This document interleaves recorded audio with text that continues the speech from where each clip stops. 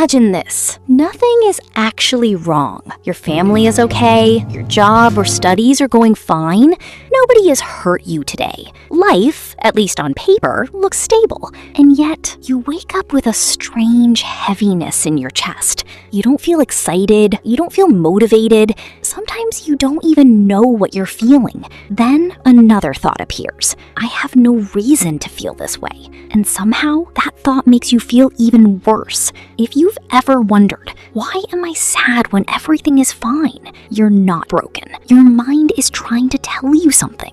And by the end of this video, you'll understand why this happens, what your brain is doing behind the scenes, and how to respond without judging yourself. Have you noticed that we usually expect emotions to come with obvious reasons? If someone loses a loved one, sadness makes sense. If someone loses a job, anxiety makes sense. But what about the sadness that appears on an ordinary Tuesday morning, the kind that quietly follows you through the day? You smile at people, you answer messages, you finish your work. From the outside, everything looks normal. Inside, something feels off. This type of sadness often confuses us because we believe emotions should always match what's happening around us. But psychology tells us something different. Your emotions don't only react to today's events, they also respond to your memories, your stress levels, your unmet emotional needs, your physical health, and even patterns your brain has learned over many years. Sometimes your feelings are responding to something you haven't consciously noticed yet. Here's something fascinating. Your brain has two important jobs. One is helping you think. The other is keeping you emotionally safe. And emotional safety isn't always logical. Imagine your brain as a smoke alarm. A smoke alarm doesn't wait until your whole house is on fire. It reacts to the first sign of smoke. Your emotional system works similarly.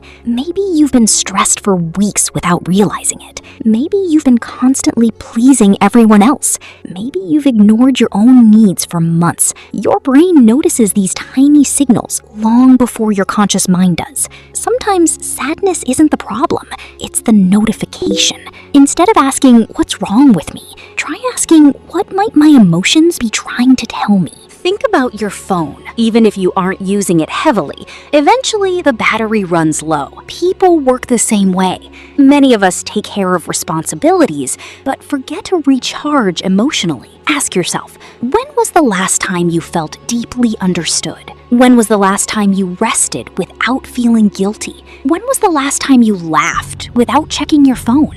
Our emotional batteries drain slowly.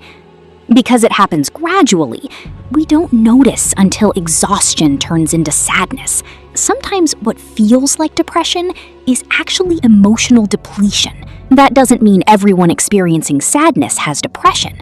Persistent or severe sadness deserves evaluation by a qualified mental health professional. But it does mean our emotions often reflect unmet needs, not personal failure. Now let's talk about something psychology calls automatic thoughts. These are the quick stories your mind creates without asking permission. I'm lazy. I'm ungrateful. I should be happier. I'm failing.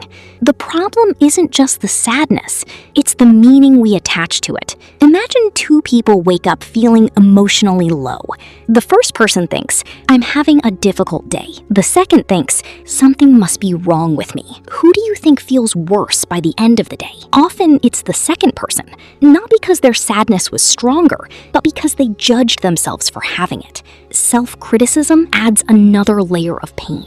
Treating yourself with the same kindness you'd offer a friend can soften that cycle. Here's something hopeful. Your emotions are influenced by small daily habits: sleep, movement, meaningful conversations, sunlight, balanced meals, quiet moments without constant stimulation. These won't solve every emotional struggle, but they create conditions where your brain can regulate emotions more effectively. Think of it like watering a plant. You don't see growth after one glass of water. You see it after consistent care. Your emotional well-being works the same way. If you've been running on empty for months, don't expect yourself to feel completely different overnight. Healing usually looks ordinary. One better conversation, one evening walk, one honest journal entry, one boundary that protects your peace. Small actions repeated consistently can change how you experience your days. The next time you feel sad without an obvious reason, try this. Take one slow breath. Instead of pushing the feeling away, get curious. Ask yourself, what happened this week? What have I been carrying? What emotion have I been avoiding? What do I actually need today? Maybe you need rest, maybe connection, maybe creativity, maybe simply permission to feel. Emotions often become louder when we ignore them. They often become more manageable when we listen with compassion. And if these feelings last for weeks, interfere with your daily life, or come with hopelessness or thoughts of harming yourself, reaching out to a mental health professional is a sign of strength, not weakness. Feeling sad when everything seems fine doesn't always mean something is wrong with you. Sometimes it means your inner world is asking for attention that your outer life has been too busy to give. Your emotions are not your enemies. They're information. Learning to listen to them is one of the most powerful forms of self-awareness. If this video helped you understand yourself a little better, I hope you'll carry one idea with you today.